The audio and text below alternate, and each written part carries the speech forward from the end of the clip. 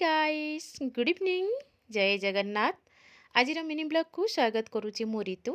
आसतु आज mini blog रे आपण मानकु मो गाँ राजसुनाखाला हनुमान मंदिर दर्शन करेंगे। महायज्ञ चली आज हूँ लास्ट दिन पूर्णाहुति चली तो से आम बुलवाक आसीचु। आपण मैंने भी आसतु आदि भी क्यों मैंने आसी निहाती कमेंट बॉक्स रे कमेंट करूँ। तो फ्रेंड्स मुझे आपण मानकु कहि रखुची कैमरा धरवाई कहीं भी नहांती मोबाइल धरवाई से वीडियो शूट निजे निजे करुँची। और जदि किसी भूल थी क्षमा करे।